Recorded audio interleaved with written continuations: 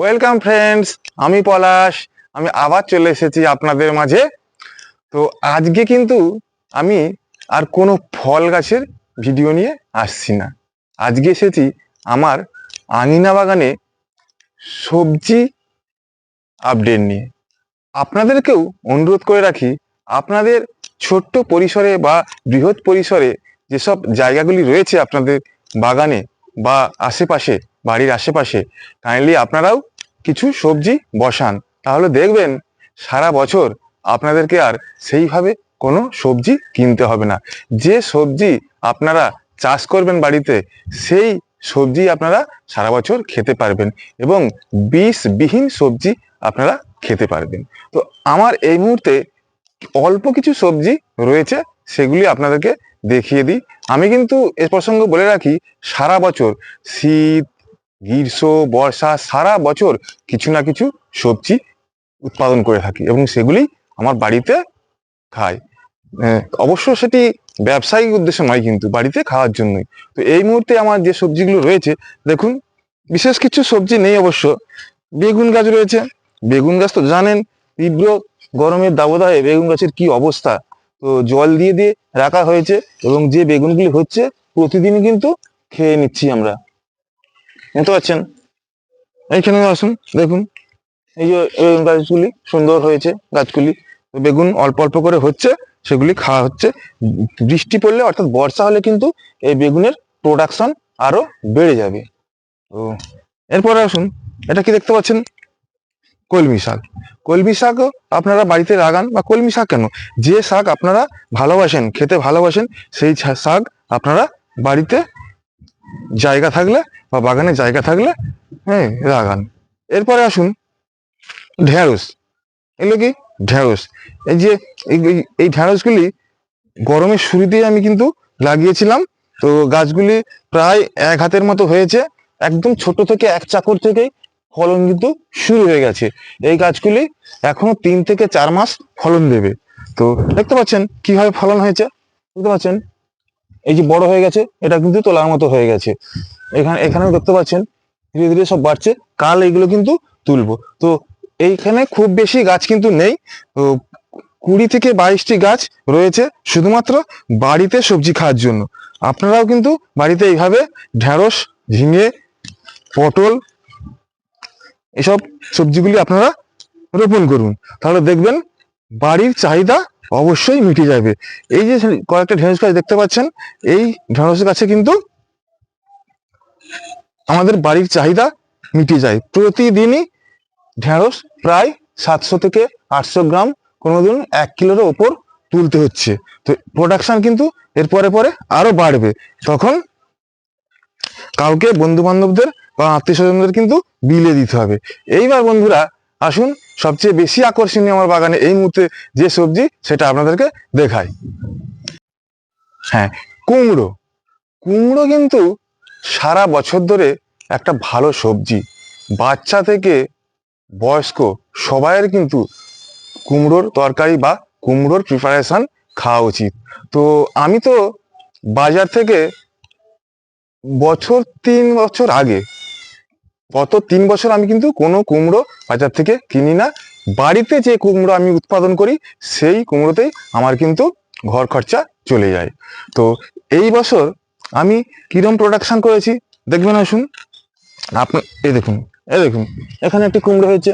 এই প্রায় 3 মাস আগে আমি গাছগুলি রোপণ করেছিলাম। এখানে দেখতে পাচ্ছেন কত বড়, এটা প্রায় 4.5 কিলো 5 কিলোর মতো হবে। আচ্ছা, এখানে আসুন, এখানে আসুন, দেখতে পাচ্ছেন এটাও 4 কিলো 4 কিলোর মতো হবে, দেখতে পাচ্ছেন। আরো আসুন, আরো দেখবেন, আসুন, আরো দেখবেন, আসুন। এইখানে দুটি, এইখানে দুটি রয়েছে, একটা, দুটো। তো এই কুমড়োগুলিকে পেকে গেছে, তো ম্যাচিওর হয়ে গেছে। এগুলো কি আজকে কিন্তু সবগুলি আমরা হারভেস্ট করে নেবো। এখানে একটা দেখুন ছোট, এটা এখনো ম্যাচিওর হয় না, এটা গাছের মধ্যেই থাকবে, এটা কিন্তু হারভেস্ট করব না। এখানে আসুন, এখানে আসুন, এখানে, এইখানে দেখুন, এটা ছোট, এটা 2.5 কিলো 3 কিলোর মতো হবে, দেখতে পাচ্ছেন। এটাও কিন্তু ম্যাচিওর হয়ে গেছে, একেও কিন্তু আমি আজকে হারভেস্ট করে নেবো। এখানে আসুন, এখানে দেখতে পাচ্ছেন, এইখানে দেখতে পাচ্ছেন, এখানে দেখতে পাচ্ছেন, হ্যাঁ, এইখানে এখানে আসুন, এইখানে একটা, এখানে দেখতে পাচ্ছেন, হ্যাঁ, এইটা প্রায় 6 কিলোর মতো হবে। ঠিক আছে, হ্যাঁ, এখানে আসুন, এইখানে ভেতরে আসুন। এখানে এটা কাঁচা, পুরোপুরি ম্যাচিওর হয় না, তো এটা আপাতত গাছে রেখে দেবো, হারভেস্ট করব না। তো এইদিকে আসুন, এইদিকে আসুন, দেখতে পাচ্ছেন, দেখতে পাচ্ছেন, এটা এটা 4.5 কিলো 5 কিলোর মতো হবে, দেখতে পাচ্ছেন। হ্যাঁ, এদিকে আসুন, এইখানে আসুন, দেখতে পাচ্ছেন কত কুমড়ো হয়েছে আমার সবজি বাগানে, দেখতে পাচ্ছেন।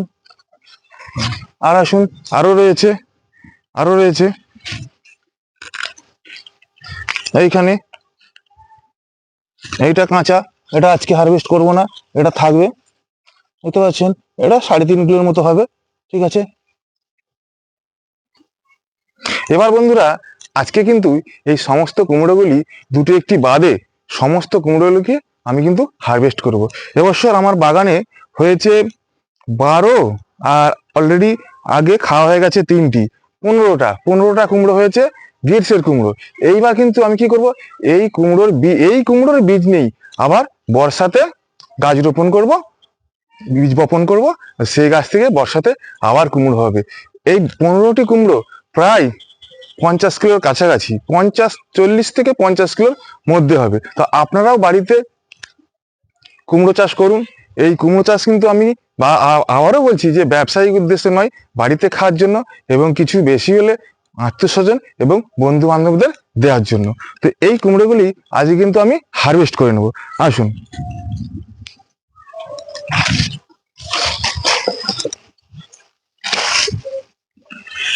এখানে রাখলাম,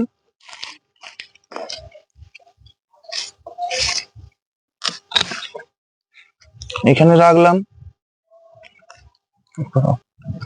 এই একটা তুললাম, এটাকে তুলে নেবো, কারণ বেশি দিন রোদ্দুরে ফেলে রাখলে কিন্তু খেতে ভালো লাগবে না। এইভাবে সমস্ত কুমড়োগুলো কিন্তু আমি আজকে হারভেস্ট করে নেব। তাহলে বন্ধুরা, দেখলেন আজকে আমি 3, 3, 6, 7, 8, 9টা কুমড়ো হারভেস্ট করেছি। এখনো গাছে 3টে কুমড়ো রয়েছে, অলরেডি আগে 3টে কুমড়ো বাড়িতে খাওয়া হয়ে গেছে। তাহলে আপনারাও কিন্তু আপনাদের বাগানে কুমড়ো গাছ রোপণ করুন, তাহলেও কিন্তু কিন্তু আপনারা দেখতে পাবেন আপনাদেরও এইভাবে কুমড়ো উৎপাদন হবে। তো এই কুমড়ো আপনারা বাড়িতে খাবেন প্রয়োজনে, আর যদি বেশি হয় বন্ধু বান্ধব বা আত্মীয় স্বজনে বিলি করতে পারবেন, বা প্রয়োজনে বিক্রিও করতে পারবেন। তাহলে বন্ধুরা, আজ আর নয়, এখানেই রাখছি। তো ভিডিওটি শেষ করার আগে প্রতিদিনের মতোই আপনাদেরকে আরো একটি অনুরোধ করে রাখি যে আমার এই ভিডিওটি বা এই কুমড়োর ভিডিওটি যদি ভালো লেগে থাকে, প্রত্যেকে একটি করে লাইক করবেন, কমেন্ট করবেন, এবং বন্ধুদেরকে বেশি বেশি করে ভিডিওটি শেয়ার করবেন। এবং যারা যারা এখনো পর্যন্ত আমার চ্যানেলটিকে সাবস্ক্রাইব করেননি, কাইন্ডলি তারা সাবস্ক্রাইব করে দেবেন। নমস্কার।